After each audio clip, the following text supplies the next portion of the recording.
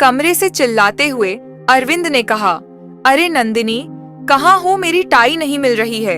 तुमसे कितनी बार कहा है कि कपड़ों के साथ मेरी मैचिंग की टाई निकाल कर रखा करो, पर तुम्हें कपड़ों को मैच करने की बिल्कुल अकल नहीं है। कितनी बार समझा चुका हूँ, लेकिन तुम्हारे गोबर जैसे दिमाग में एक बार भी मेरी बात समझ में नहीं आती है। पता नहीं माँ ने किस गवार लड़की को मेरे पल्ले बांध दिया है। बड़बड़ाते हुए अरविंद बाथरूम में नहाने के लिए घुस जाता है। रसोई में पराठे सेक रही अरविंद की पत्नी नंदिनी उसकी आवाज सुनकर डर जाती है। जल्दी से गैस बंद कर घी के हाथ को साड़ी के पल्लू से पोंछती हुई कमरे में आती है। फटाफट से पति के बताए हुए रंग वाली टाई निकालकर रख देती है और फिर से रसोई में आकर पराठे सेकने लगती है। आधा घंटे बाद ही उसके पति को ऑफिस के लिए निकलना है। आलू टमाटर की सूखी सब्जी पहले ही बना चुकी थी, बस पराठे सेकने बाकी थे। दूसरी तरफ गैस पर चाय उबल रही है। तभी कमरे में पूजा कर रही सुमित्रा जी बहू को आवाज देती हैं, अरे नंदिनी, मेरी बिना शक्कर वाली चाय बन गई हो तो दे जाओ। जी माँ जी, अभी लाई। इतना कहकर फटाफट से नंदिनी अपनी सासू माँ की चाय उनके कमरे में ही पहुँचा देती है। नंदिनी पराठे सेकर टिफिन पैक कर ही रही थी कि फिर से अरविंद की कड़क आवाज पूरे घर में गूंजती है, नंदिनी, तुमने शर्ट पर प्रेस नहीं की। तुम्हें पता है आज मेरी कितनी इम्पोर्टेंट मीटिंग है। मुझे यह सफेद वाली शर्ट ही पहननी थी। तुमसे एक काम ढंग से नहीं होता है। मेरी ही मती मारी गई थी जो मैंने तुमसे शादी के लिए हाँ किया था। पता नहीं किस गवार के पल्ले मेरी माँ ने मुझे बांध दिया है। हड़बड़ाती हुई नंदिनी कमरे में आई और अपने पति अरविंद के गुस्से को देखकर दरवाजे पर ही ठिठक के खड़ी रह गई। तो चिल्लाते हुए अरविंद कहता है, अब उधर खड़ी खड़ी मेरा मुंह क्या देख रही हो? जल्दी से शर्ट पर प्रेस करो, मुझे ऑफिस जाने में देरी हो रही है। नंदिनी फटाफट से ड्रॉवर से प्रेस निकालकर शर्ट पर प्रेस करने लगती है। तभी सुमित्रा जी की आवाज आती है, अरे नंदिनी, जरा रसोई में देखो, कुछ जलने की बदबू आ रही है। गैस पर कुछ रखा था क्या? सासू माँ की बात सुनकर नंदिनी रसोई की तरफ भागती है। गैस पर चाय चढ़ाकर गई थी। हड़बड़ी में गैस को धीमा करना भूल गई, जिसकी वजह से चाय छनक कर जल गई। बदबू रसोई में भर गई। यह देखकर अरविंद का गुस्सा सातवें आसमान पर चढ़ गया। जैसे तैसे शर्ट पर प्रेस करके तैयार होकर कमरे से बाहर निकला तो नंदिनी नाश्ते को लेकर डाइनिंग टेबल पर रखते हुए कहती है, आप पहले पराठा खा लीजिए, तब तक मैं दोबारा से चाय बनाती हूँ। पराठे की प्लेट को डाइनिंग टेबल से नीचे फेंकते हुए अरविंद कहता है, मुझे नहीं करना नाश्ता, एक भी काम ढंग से करना नहीं आता। मुझे ऑफिस के लिए देरी हो रही है, मैं अपने ऑफिस में ही नाश्ता कर लूंगा। बेटे के गुस्से को देखकर सुमित्रा जी कमरे से बाहर आई और कहती हैं, अरविंद, सामने रखे हुए अन्य का अपमान नहीं करते, और तुमने तो उठाकर फेंक दिया। क्या यही सिखाया है मैंने तुम्हें? माँ से भी गुस्सा होते हुए अरविंद कहता है, तो और क्या करूं? तुमने मेरे पल्ले ऐसी लड़की को बांध दिया है जिसे एक काम ढंग से करना नहीं आता है। जब मैंने उसे कल ही बता दिया था, मेरे ऑफिस की मीटिंग है, कल कुछ भी गड़बड़ नहीं होना चाहिए, लेकिन सारा काम गड़बड़ कर दिया। इतना कहकर गाड़ी की चाबी उठाकर गुस्से में अरविंद ऑफिस के लिए निकल गया। अरविंद के गुस्से को देखकर नंदिनी के हाथ पैर कांप गए। नीचे गिरे हुए पराठे को प्लेट में रखकर किचन में रख देती है और अपने कमरे में आकर बैठ गई। सुमित्रा जी को अपने बेटे का व्यवहार बिल्कुल भी अच्छा नहीं लग रहा था। सुबह से बहू काम में लगी है, यह तो बेटे को दिखाई नहीं देता। सुमित्रा जी बहू के पास जाती हैं, देखती हैं कि नंदिनी बेड पर बैठी बैठी रो रही है। सुमित्रा जी ने नंदिनी के सर पर हाथ फेरते हुए कहा, बहू, बेटे की बात का बुरा मत मानना, थोड़ा सा चिड़चिड़ा है, लेकिन धीरे धीरे उसे सब समझ में आ जाएगा। आने दो, आज मैं समझाऊंगी कि बहू से इस तरह से बात क्यों करता है। सुमित्रा जी के ममता भरे हाथ जब नंदिनी के सर पर पड़े तो वह उनके गले लगकर भभक कर रो पड़ी और उसके दिल की सारी भड़ास निकल गई। कहती है, माँ जी, क्या मैं इतनी बुरी हूँ? क्या मुझे कोई काम करना नहीं आता है?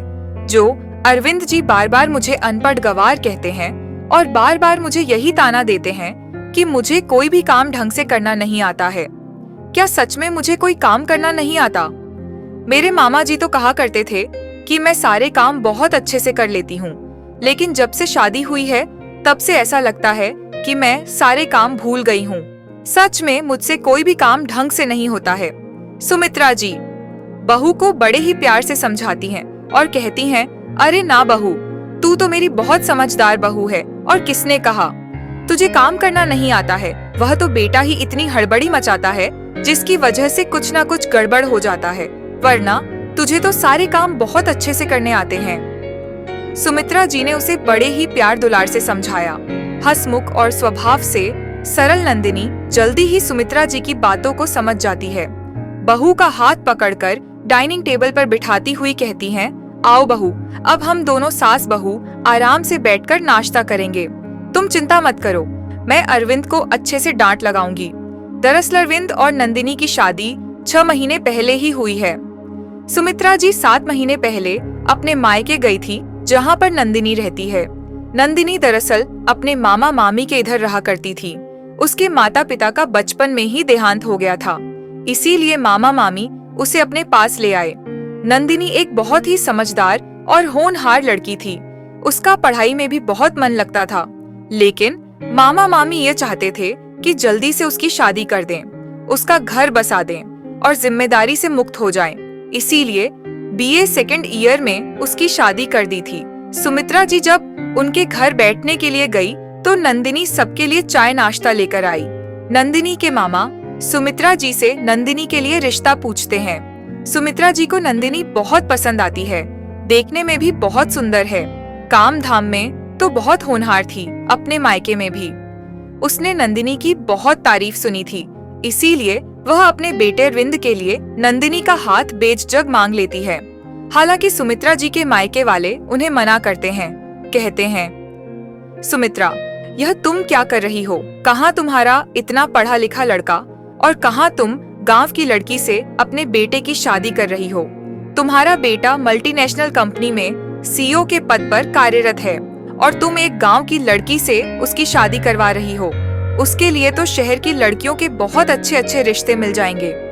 अरे उसके लिए नौकरी वाली लड़की मिल जाएगी, फिर तुम गांव की लड़की से उसकी शादी क्यों करवा रही हो? तो सुमित्रा जी कहती हैं, पैसा तो मेरा बेटा बहुत कमा लेगा, इसमें कोई शक नहीं है, लेकिन मुझे अपने बेटे के लिए एक ऐसी लड़की चाहिए जो समझदार हो और पति पत्नी में हमेशा प्यार बना रहे, एक दूसरे का ख्याल रखें। आज के जमाने में पढ़ी लिखी लड़कियां तो मिल जाती हैं, लेकिन समझदार लड़की नहीं मिलती है। इसीलिए मैं चाहती हूँ कि मेरे बेटे अरविंद की शादी नंदिनी से हो। नंदिनी मुझे बहुत पसंद है, लेकिन अरविंद के मामा अरविंद से भी वही बात करते हैं जो सुमित्रा जी से की थी। उस समय तो अरविंद ने कुछ नहीं कहा, अपनी माँ की पसंद की लड़की से शादी कर ली। देखने में नंदिनी सुंदर थी, लेकिन कहीं ना कहीं शादी के बाद उसके मन में मामा की बात घर कर गई कि नंदिनी गांव की लड़की है ना, तो वह मेरे लेवल की पढ़ी लिखी है और ना ही जॉब करती है। शादी के बाद उसके ऑफिस में सभी दोस्तों ने कहा कि अरविंद, तुम्हें तो ऑफिस में ही कोई भी लड़की मिल जाती, फिर तुमने गांव की लड़की से शादी क्यों की? तुम्हारे सामने बैठने वाली संजना तुम्हें कितने दिनों से शादी के लिए बोल रही थी, लेकिन तुमने उससे शादी करने से मना कर दिया था। काश तुम नंदिनी से शादी करने की जगह संजना से शादी कर लेते, तो आज दोनों ऑफिस में एक साथ बैठकर काम कर रहे होते। और तभी से अरविंद के मन में यह सारी बातें घर कर गईं और उसे छोटी छोटी बातों में भी नंदिनी में कमियां नजर आने लगी। जब देखो तब वह नंदिनी की बेइज्जती कर देता, उसे कम आंकता, और यह पहली बार नहीं था जब अरविंद ने उसे इस तरह से भला बुरा कहा हो। उसकी तो यह आदत ही बन गई थी, जब देखो तब वह नंदिनी को उल्टा सीधा सुना देता। जब भी अरविंद नंदिनी से गुस्सा करता, नंदिनी की आंखों में आंसू भर आते। सुमित्रा जी को बेटे का यह स्वभाव पसंद नहीं आता था। कभी कभी बेटे की बातों को सुनकर लगता, क्या मैंने नंदिनी को चुनकर गलत किया? लेकिन दूसरे ही पल उनका दिल कहता, नहीं, मैंने नंदिनी को चुनकर बिल्कुल भी गलत नहीं किया है। नंदिनी एक बहुत ही अच्छी लड़की है। थोड़ी देर में सुमित्रा जी नंदिनी के कमरे में जाती हैं। देखती हैं कि नंदिनी कंबल ओढ़कर सो रही है। हाथ पकड़कर देखती हैं, नंदिनी को बहुत तेज बुखार है। बेटे को फोन करती हैं, अरविंद, तुम्हारी मीटिंग खत्म हो गई हो तो ऑफिस से जल्दी घर आ जाना। नंदिनी को बहुत तेज बुखार है, उसे डॉक्टर के पास दिखा लाना माँ। मेरे ऑफिस का काम शाम तक खत्म होगा, मैं अब भी नहीं आ पाऊंगा। एक काम करो, नंदिनी को तुम ही डॉक्टर के पास ले जाना, नहीं तो अभी उसे एक दवाई दे दो। कल मैं हाफ डे लेकर डॉक्टर को दिखा लाऊंगा। सुमित्रा जी नंदिनी को बुखार की एक दवाई दे देती हैं। वह खुद दिखाने नहीं जाती कि जब बेटे ने कहा है तो बहू को वहीं दिखाने ले जाएगा। कम से कम बेटे को दुख तकलीफ में तो बहू के साथ खड़ा होना चाहिए। यही सोचकर वह बहू को दिखाने नहीं ले जाती। दूसरे दिन अरविंद छुट्टी लेकर नंदिनी को डॉक्टर को दिखाने ले जाता है। फल की दुकान देखने पर अरविंद उतरकर नंदिनी के लिए फल लेकर आता है। यह देखकर नंदिनी मुस्कुरा देती है तो अरविंद कहता है, माँ कह रही थी तुम्हारी तबीयत ठीक नहीं है और तुम इधर बैठी बैठी हंस रही हो। तुम्हें देखकर तो नहीं लगता कि तुम्हारी तबीयत ठीक नहीं है, और यह फल मैं माँ के कहने से लेकर जा रहा हूँ। ज्यादा मुस्कुराने की जरूरत नहीं है। निकलते समय उन्होंने ही मुझसे कहा था कि बहू के लिए फल लेते आना। अरविंद की कड़क आवाज सुनकर नंदिनी शांत हो जाती है। नंदिनी घर जाकर देखती है कि उसकी सासू माँ रसोई में खाना बना रही है। यह देखकर नंदिनी डर जाती है, कहीं ऐसा ना हो कि अरविंद अपनी माँ को रसोई में काम करते देखकर उससे कुछ कहने लगे। इसीलिए जल्दी से हाथ धोकर रसोई में जाती है। कहती है, माँ जी मैं रोटियां सेक देती हूँ। अरे नहीं बेटा, तुम्हारी तबीयत ठीक नहीं है। वैसे तो घर का सारा काम तुम ही करती हो। जब से घर में आई हो मेरा सारा काम छूट गया है, लेकिन आज जब तुम्हारी तबीयत ठीक नहीं है तो क्या मैं एक दिन का खाना नहीं बना सकती? तुम दवाई खाकर आराम करो। तो अरविंद कहता है, इतनी भी तबीयत खराब नहीं हुई है जो यह खाना ना बना सके। कैसी बातें कर रहे हो बेटा, अभी डॉक्टर के पास दिखाकर आई है, थोड़ा सा आराम कर लेने दो। माँ की बात को अनसुना करते हुए अरविंद नंदिनी से कहता है, ऑफिस से फोन आया था, जरूरी काम से ऑफिस जाना पड़ेगा। जल्दी से मेरा टिफिन पैक कर दो, कोई गड़बड़ मत करना। हड़बड़ाती हुई नंदिनी जल्दी से अरविंद का टिफिन पैक करने लगती है। हर बड़ी में पानी का गिलास नीचे गिरकर टूट जाता है। आवाज सुनकर अरविंद कमरे से बाहर निकलता है और चिल्लाते हुए कहता है, देखो माँ, मैंने कहा था ना, नंदिनी को एक काम ढंग से करना नहीं आता है, कुछ ना कुछ गड़बड़ कर ही देती है। पता नहीं इस अनपढ़ गवार के साथ कैसी अपनी जिंदगी निकालूं। वैसे तो नंदिनी हमेशा सारे काम बहुत सलीके से करती थी, लेकिन जैसे ही अरविंद की कड़क आवाज सुनती तो उससे काम बनने की जगह बिगड़ जाते। जल्दी जल्दी में वह कांच के टुकड़े पटोरने लगी, जिससे उसके हाथ में कांच चुभ गया, खून निकलने लगा। लेकिन अरविंद इन सारी चीजों को अनदेखा करके ऑफिस के लिए निकल गया। आज अरविंद के व्यवहार से नंदिनी बुरी तरह से टूट चुकी थी। एक तो उसकी तबीयत पहले से ही ठीक नहीं थी, ऊपर से अरविंद का चिल्लाना, उसके हाथ में कांच का लग जाना उसे बहुत दुखी कर देता है। रसोई में बैठी हुई नंदिनी सुबक सुबक कर रोने लगती है। सुमित्रा जी अपनी बहू की ऐसी हालत देखकर बहुत दुखी हैं। बेटे पर बहुत गुस्सा आ रहा है। कितनी बार बेटे को समझाया लेकिन उसे समझ में ही नहीं आता है। जब देखो तब बहू से उल्टा सीधा बोलता रहता है। वह चुपचाप अपने कमरे में आकर बैठ गई और नंदिनी भी अपने कमरे में उदास होकर बहुत देर तक बैठी रही। इधर सुमित्रा जी के मन में बहुत उथल पुथल चल रही थी। एक तो वह बिन माँ बाप की बच्ची को अपने घर की बहू बनाकर लाई है। बचपन से ही उसे अपने माता पिता का प्यार नहीं मिला और अब उसका पति भी उसके साथ ऐसा व्यवहार करता है जिससे वह बहुत दुखी रहती है। हमेशा उसे कम आंकता रहता है।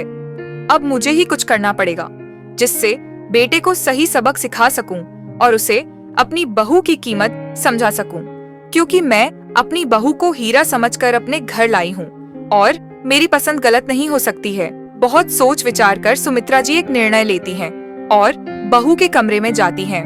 कहती हैं, बहू मैंने एक निर्णय लिया है, क्या तुम मेरा साथ दोगी? अपने आंखों के आंसू को पोंछती हुई उदास नंदिनी बहुत ही धीमे स्वर में कहती है, कैसा निर्णय माँ जी? तो बड़े ही आत्मविश्वास के साथ सुमित्रा जी कहती हैं, मैं चाहती हूँ कि तुम अपनी आगे की पढ़ाई पूरी करो। शादी के बाद तुमने अपनी पढ़ाई अधूरी छोड़ दी थी। बीए सेकेंड ईयर में तुम्हारी शादी हो गई थी, जिसकी वजह से तुमने अपनी पढ़ाई छोड़ दी थी। लेकिन अब मैं चाहती हूँ कि तुम अपनी पढ़ाई पूरी करो और उसके बाद अपने पैरों पर खड़ी हो, नौकरी करो। सुमित्रा जी की बात सुनकर नंदिनी आश्चर्यचकित रह गई। माँ जी, ये आप क्या कह रही हैं? और मैं पढ़ लिख कर क्या करूंगी? मेरी तो शादी हो गई है, घर गृहस्थी संभालना ही मेरा काम है। बहू, ऐसा कहाँ पर लिखा है कि शादी के बाद पढ़ाई पूरी नहीं की जाती है, नौकरी नहीं की जाती है? मैंने देखा है बहुत से घरों में शादी के बाद भी बहुएं अपनी पढ़ाई पूरी करती हैं और नौकरी भी करती हैं।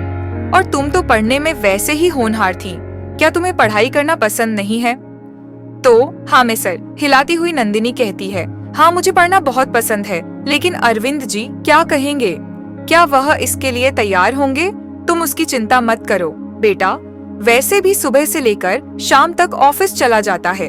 घर के कामों में मैं तुम्हारा हाथ बटा दिया करूंगी, और जब तक बेटा घर में ना हो तुम अच्छी तरह से अपनी पढ़ाई कर लिया करो।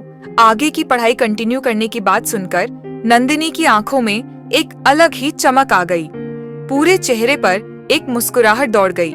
ऐसा लगा जैसे जीने की एक नई चाह मिल गई हो। वह खुशी खुशी आगे की पढ़ाई पूरी करने के लिए तैयार हो जाती है।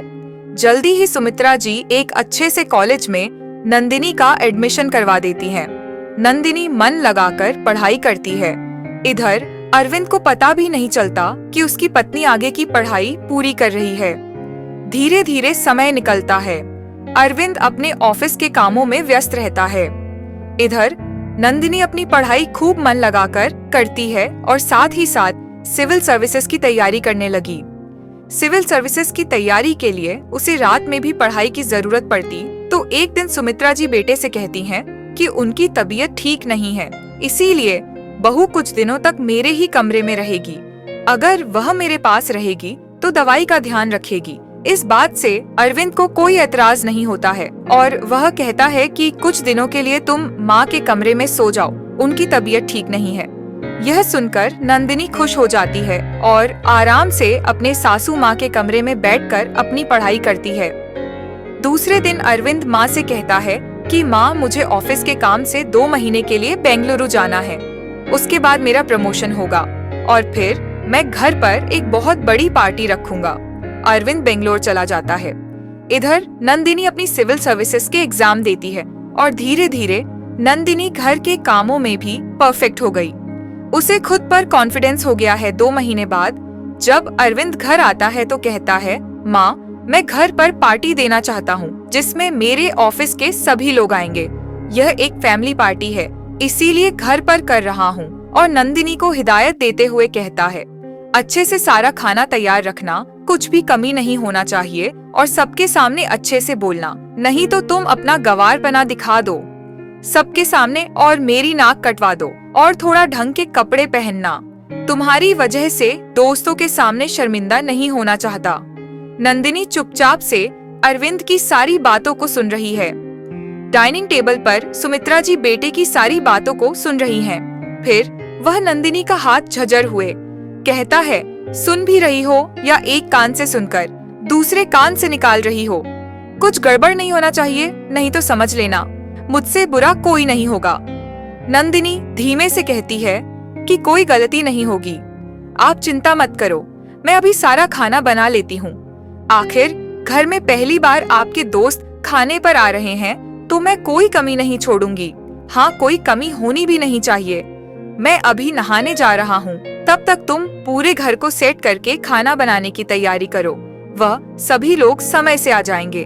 नंदिनी फटाफट से रसोई में जाकर खाना बनाने की तैयारी करने लगती है, लेकिन बार बार वह फोन को चेक कर रही है। इधर सुमित्रा जी बार बार बहू के पास जाकर पूछ रही हैं, बहू रिजल्ट आया कि नहीं माँ जी? अभी तक तो नहीं आया। दरअसल आज सिविल सर्विसेज के रिजल्ट आने का दिन है, इसीलिए नंदिनी बार बार फोन को चेक कर रही है। एक तरफ तो उसके घर में पहली बार पति के दोस्त खाने के लिए आ रहे हैं तो वह इतना सारा खाना बना रही है। दूसरी तरफ उसका मन अपने रिजल्ट पर लगा हुआ है कि पता नहीं उसका रिजल्ट कैसा आएगा। दिल बड़ा धक धक कर रहा है। फिर नंदिनी कामों में इतना व्यस्त हो जाती है कि उसे समय का पता ही नहीं चलता। दोपहर होते होते अरविंद के सभी दोस्त अपनी फैमिली के साथ घर आ गए। नंदिनी उन सब से नमस्ते करती है। उसके बाद सबके लिए चाय नाश्ता पानी का इंतजाम करती है।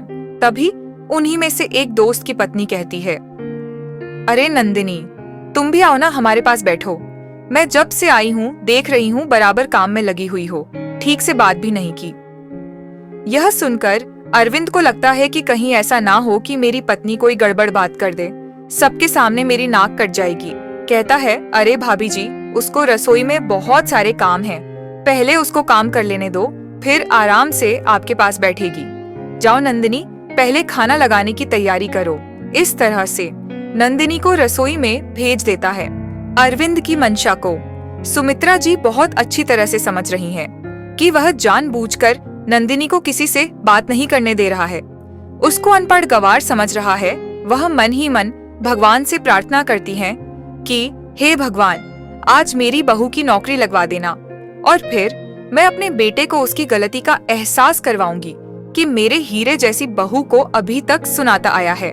तभी उन्हीं में से एक दोस्त कहता है, अरे पता है, मेरी वाइफ ने सिविल सर्विसेज का एग्जाम दिया है, आज उसका रिजल्ट आने वाला है, वही बार बार फोन पर चेक कर रहा हूँ। अरविंद कहता है, अच्छा भाभी जी, सिविल सर्विसेज की तैयारी कर रही थी, यह तो बहुत बढ़िया बात है, आज रिजल्ट आने वाला है। हाँ, अभी तक आया नहीं, सुबह से इंतजार कर रहा हूँ। तभी अरविंद रसोई में आता है और नंदिनी से कहता है, देख रही हो मेरे दोस्त की पत्नियां कितने बड़े बड़े एग्जाम की तैयारी कर रही हैं। तुमने तो सिविल सर्विसेज एग्जाम का या उसका नाम भी नहीं सुना होगा। तुम क्या जानो यह सब, बस रसोई में खाना पकाओ, यही सब तुम्हारा काम है। तभी अरविंद को डाइनिंग टेबल पर अपने दोस्तों की बधाइयों की आवाज सुनाई देती है। फिर वह उधर चला जाता है और पूछता है, क्या हुआ?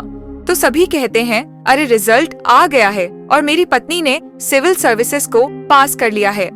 यह सुनकर सभी खुश हो जाते हैं और तालियां बजाने लगते हैं। तो उसकी पत्नी पूछती है, जरा देखो ना, टॉप किसने किया है, पहले नंबर पर कौन आया है? अरविंद का दोस्त कहता है, किसी नंदिनी ठाकुर ने टॉप किया है।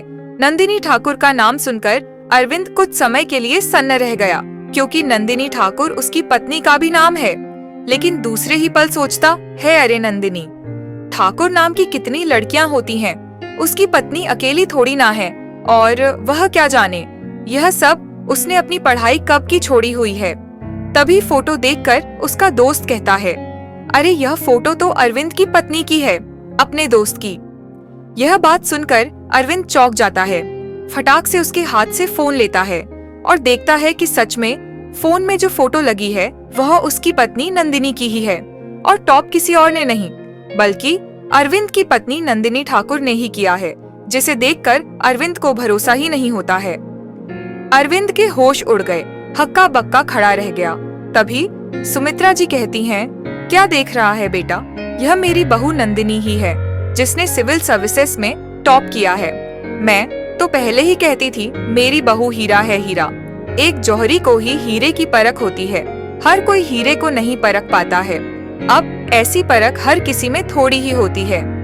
अरविंद के सभी दोस्त यह सुनकर कहने लगते हैं, बधाई हो अरविंद, तुमने कभी बताया नहीं कि भाभी जी सिविल सर्विसेज की तैयारी कर रही है। अरे वह तो इतनी पढ़ी लिखी है, अब वह इतनी बड़ी अफसर बनने वाली है, और सभी लोग नंदिनी को बधाइयां देने लगते हैं। सुमित्रा जी गर्व के साथ कहती हैं, हाँ, अब जल्दी ही मेरी बहू एक जिले की अधिकारी बन जाएगी। फिर बेटे की तरफ देखते हुए कहती हैं, अब कोई उसे अनपढ़ गंवार नहीं बोलेगा। मेरी बहू सबसे ज्यादा पढ़ी लिखी है, मेरे बेटे को भी पीछे छोड़ दिया। मेरी बहू ने अपनी माँ की बातों को सुनकर अरविंद शर्म से पानी पानी हो जाता है। उसे अपने हर एक बुरे बर्ताव याद आने लगते हैं कि सच में उसने नंदिनी के साथ कितना गलत बर्ताव किया है।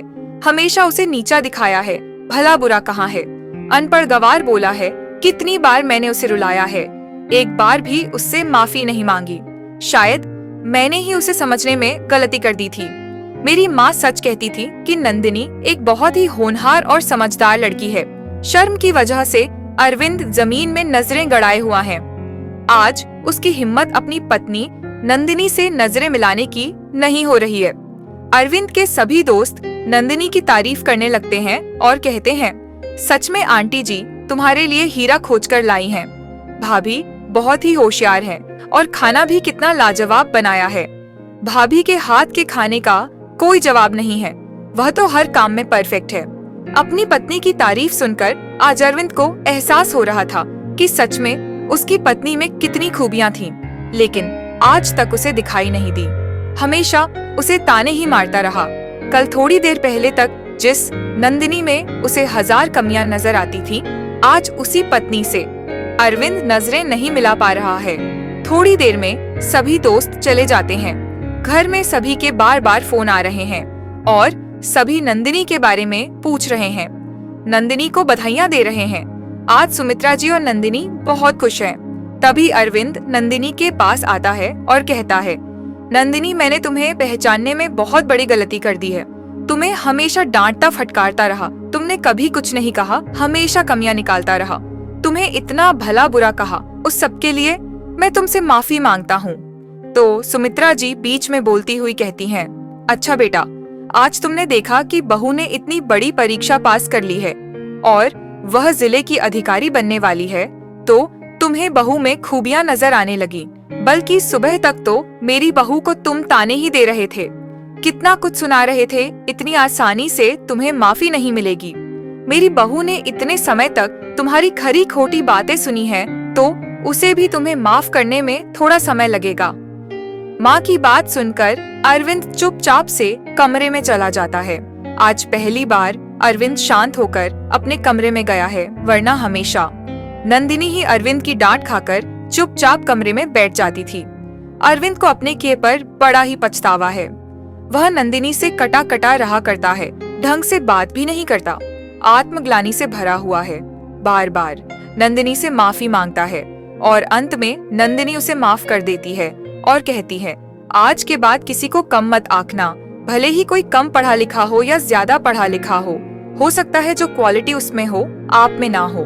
भले ही मैं आज जिला अधिकारी बन गई हूँ, लेकिन कल तक मैं एक मामूली सी हाउसवाइफ थी, तो क्या जो काम मैं कर लेती थी, क्या वह काम आप कर सकते थे? मेरे जैसा खाना बना सकते थे? क्या मेरी तरह घर को संभाल सकते थे? जो खूबियां मुझ में है वह आप में नहीं हो सकती हैं, और जो आप में है तो जरूरी नहीं है कि मुझ में भी वही सारी खूबियां हों। हर कोई अलग होता है, तो उसकी अच्छाइयां बुराइयां भी अलग अलग होती हैं। और जब हम पति पत्नी होते हैं तो हमें एक दूसरे की अच्छाइयों बुराइयों के साथ ही स्वीकार करना चाहिए। हर किसी में सिर्फ अच्छाइयां हों ऐसा तो संभव ही नहीं है। हाँ नंदिनी, मैं तुम्हारी बात को बहुत अच्छी तरह से समझ रहा हूँ और अब मैं किसी के साथ भी कोई भेदभाव नहीं करूँगा। मुझे अपनी गलती का बहुत अच्छी तरह से एहसास है। अरविंद नंदिनी के साथ बहुत अच्छा व्यवहार करने लगता है। यह देखकर आज सुमित्रा जी बहुत खुश है। उन्हें अपनी बहू पर फक्र है और अपनी पसंद पर भी, जो वह नंदिनी को अपने घर की बहू बनाकर लाई है। तो दोस्तों, आज की कहानी में बस इतना ही। आपको हमारी आज की कहानी कैसी लगी? कमेंट करके जरूर बताइएगा। अगर आपको कहानी पसंद आई हो तो ऐसी और कहानियों के लिए चैनल पर हमारे साथ बने रहे।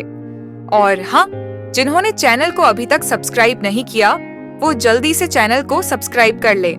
मिलते हैं जल्दी ही अगली कहानी के साथ।